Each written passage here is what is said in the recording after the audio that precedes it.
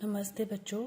कक्षा 10 विषय गणित और प्रश्नावली 11वीं चल रही है अपनी समरूपता। तो 11.3 के 9 तक क्वेश्चन अपने पहली वीडियो में कर चुके हैं। तो 10वें क्वेश्चन से आगे के जो क्वेश्चन है वो अपने देखने हैं। 10वां क्वेश्चन देखो क्या दे रखा है कि 90 सेंटीमीटर की लंबाई वाली लड़की बल्ब लगे खंबे के आधार से परे 1.2 मीटर प्रति सेकंड की चाल से चल रही है। यदि बल्ब भूमि से 3.6 मीटर की छाया की ऊंचाई पर हो तो 4 सेकंड के बाद लड़की की छाया कितने मीटर होगी। तो देखो इस क्वेश्चन को कैसे हल करेंगे। इसने क्या दे रखा है आपको 90 सेंटीमीटर की लंबाई वाली लड़की। तो आप सबसे पहले डायग्राम बनाएंगे अपने। ये मान लो लड़की है 90 सेंटीमीटर उसकी क्या है लंबाई है। इसको नाम दे दिया ए और बी। इसके बाद देखो क्या दे रखा है कि वाली लड़की बल्ब लगे खंबे के आधार से परे 1.2 मीटर सेकंड की चाल से जल रही है यदि बल्ब भूमि से 3.6 मीटर की ऊंचाई पर हो। यहाँ पर कोई भी आप मान लो कि खंबा है भूमि से है तो उसकी जो दे रखी है वो ऊंचाई कितनी दे रखी है 3.6 मीटर। इसको दे दिया 3.6 मीटर और इसको कोई भी नाम दे दो सी डी। ये क्या कह रहा है कि 1.2 मीटर सेकंड की चाल से वो इस यहां से लेकर वो इस खंबे की तरफ आ रही है। ये दूरी अपने को पता होनी चाहिए कितनी है। आपको क्या दे रखा है चाल दे रखी है। क्या दे रखी है चाल दे रखी है। चाल कितनी दे रखी है 1.2 मीटर प्रति सेकंड। ये तो चाल दे रखी है। और क्या दे रखा है समय दे रखा है कितना है 4 सेकंड। समय दे रखा है 4 सेकंड। अपने को चाहिए दूरी। तो दूरी क्या होती है चाल गुना समय। चाल गुना समय क्या होती है दूरी। चाल कितनी है 1.2 समय है 4। इसको गुना करोगे तो कितना आएगा 4.8 मीटर। ये दूरी कितनी है 4.8 मीटर। ये आ गई। दूसरी बात ये कितने किस में है सेंटीमीटर में। ये दोनों किस में है मीटर में। इस सेंटीमीटर को भी क्या करोगे मीटर में चेंज करोगे तो आपका क्या आ जाएगा 0.9 मीटर। क्योंकि 1 मीटर में कितने सेंटीमीटर होते हैं 100। तो आपसे क्या पूछ रहा है कि लड़की की छाया कितने मीटर होगी। तो ये बल्ब है ये लड़की है तो इसकी छाया किस साइड बनेगी इस साइड बनेगी।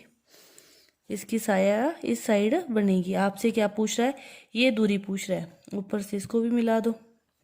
इसको कोई नाम दे दो ई। यहाँ तक समझ में आ गया। डायग्राम समझ में आ गया तो आपका सारा क्वेश्चन ही हल हो गया।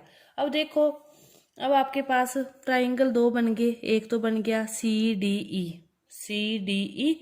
दूसरा ये बन गया ए बी ई। ये 2 ट्राइंगल बन गए। इन दोनों ट्राइंगलों को ध्यान से देखो।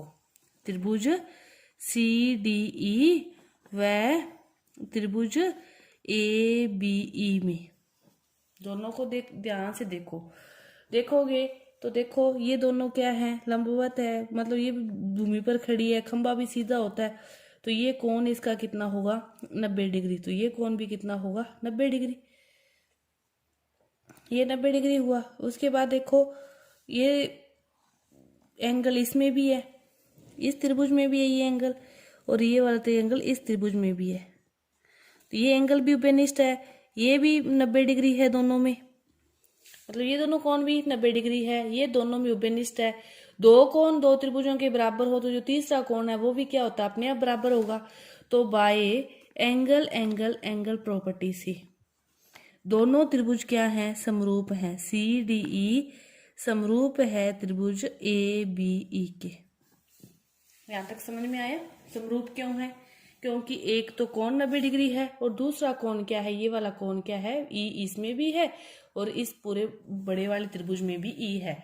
तो दोनों त्रिभुज क्या है समरूप है। समरूप हो गए।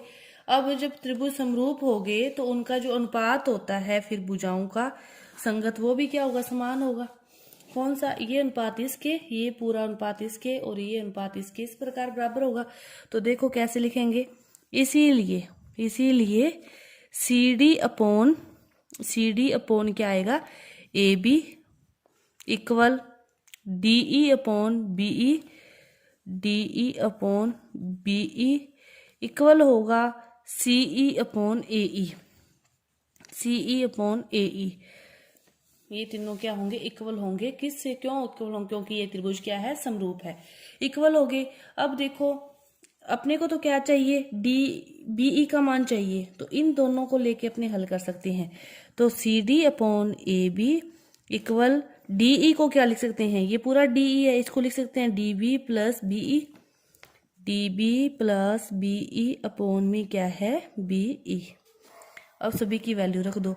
सी डी कितना है 3.6, ए बी कितना है 0.9, डी बी कितना है 4.8, बीई का मान निकालना है, बीई का मान निकालना है। अब क्या कर दिया, तिरछा गुना, तो 3.6 गुना बीई, इसको गुना करोगे तो 0.9 गुना 4.8 प्लस 0.9 बीई, इसको इधर ले आओ तो ये क्या हो गया, 3.6 BE minus 0.9 BE equal to क्या है 0.9 4.8। तो 3.6 में से 0.9 को क्या करोगे, कम करोगे, तो कम करोगे तो आपके पास क्या आ जाएगा 16, 16 में से 9 जाएंगे तो 7, 2.7 कितना आ जाएगा 2.7 बीई इक्वल टू 0.9 4.8।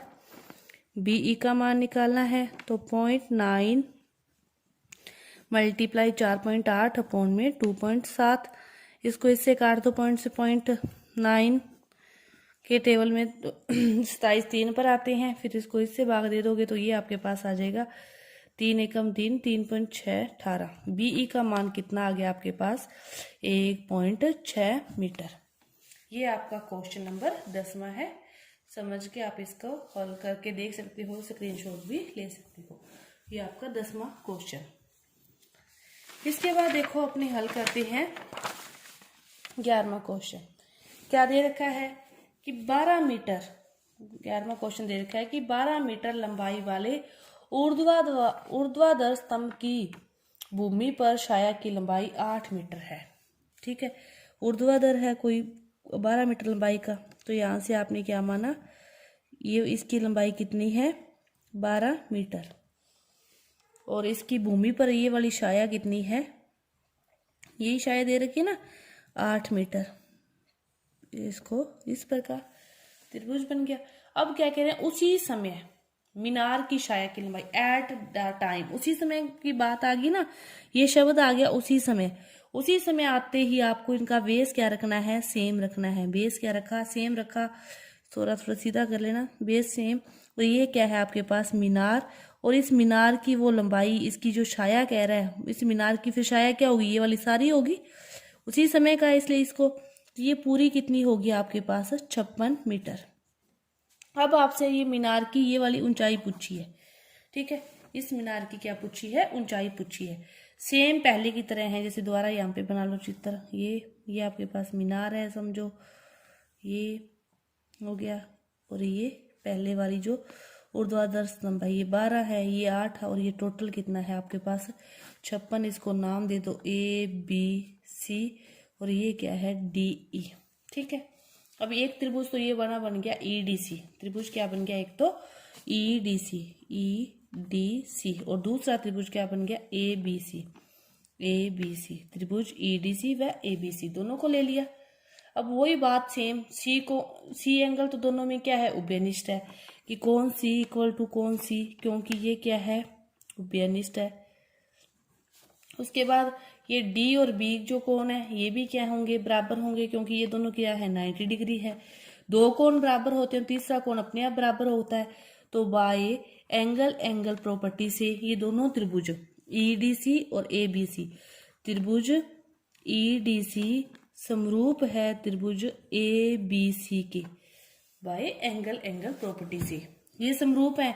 तो फिर ये समरूप है, चूंकि इसीलिए इसका अनुपात इसके, ED का जो अनुपात है वो किसके, AB के इक्वल होगा, DC का जो अनुपात है BC के और इक्वल होगा, और EC का अनुपात AC के इक्वल होगा। अपने को कौन सी वैल्यू चाहिए, ED, तो पहले दो वाले ले ले, इन्हीं को ले लो, इन्हीं को ले लिया, क्या ले लिया, ED upon AB, DC upon BC, अब DC को क्या लिख सकते हैं, DB, DC तो सॉरी क्या लिखना है, पूरी की पूरी दी है, कुछ नहीं लिखना, ठीक है। ED का मान तो ज्ञात करना है, ED को तो ED, AB का मान कितना है 12 इक्वल DC का मान कितना है, पूरी DC है 56 और BC का मान कितना दे रखा है 8 दे रखा है।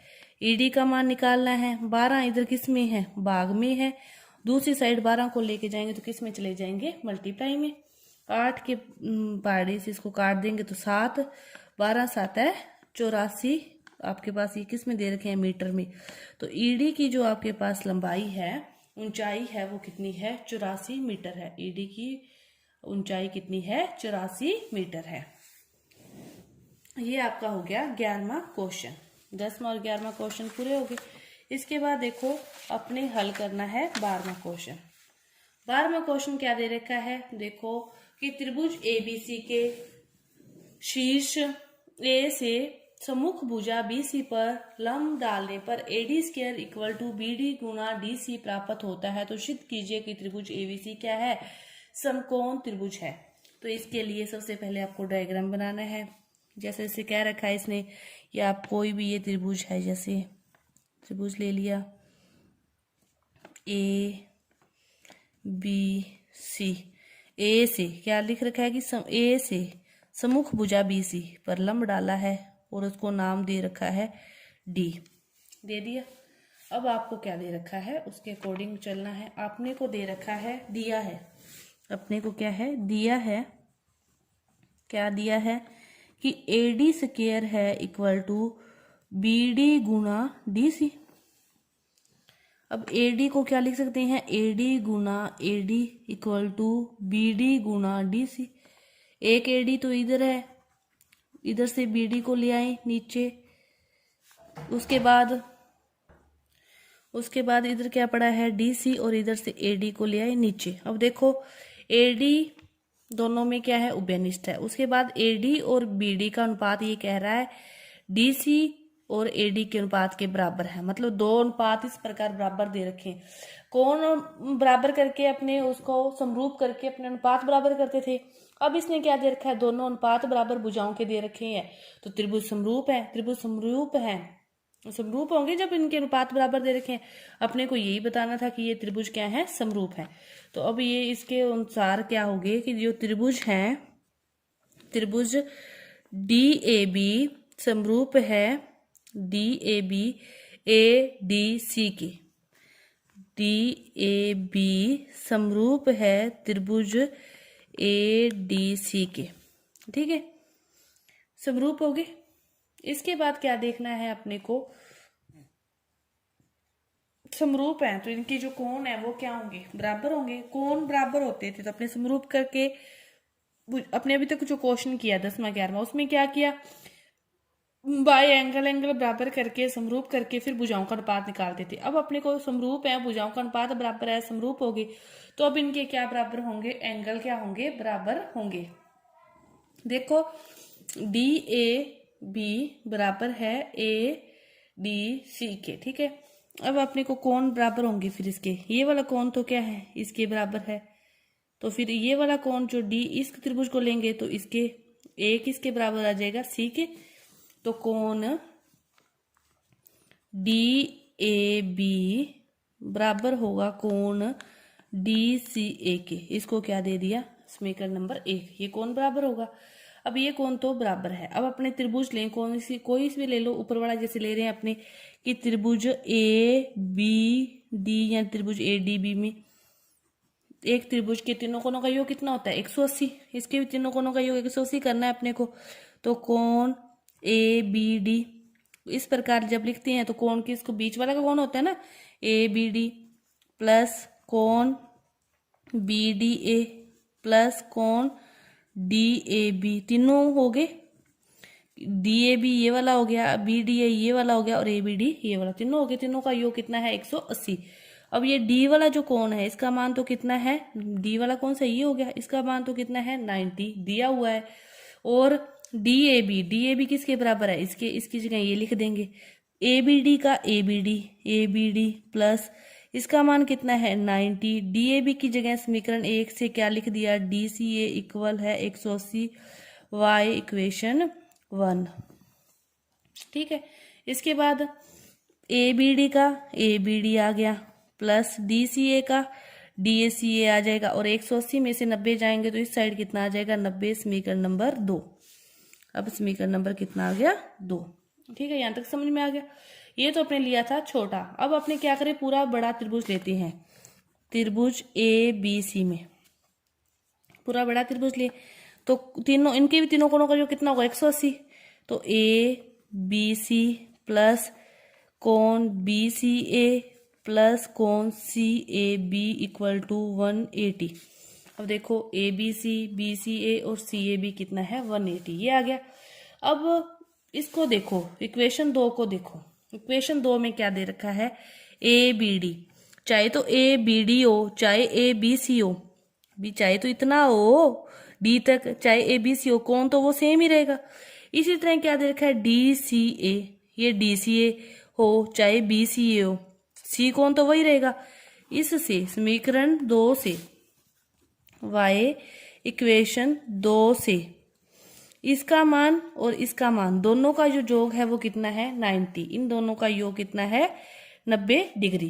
दोबारा समझो क्या दे रखा है ABD, ABD चाहे ABD हो चाहे ABC हो, B कौन तो वही रहेगा। उसी तरह चाहे तो DCA हो चाहे BC हो, C इसके लिए भी उतना रहेगा और इसके लिए भी उतना रहेगा। तो इन दोनों का योग कितना है 90, इसका मान रख दिया 90, प्लस कोण CAB इक्वल टू 180।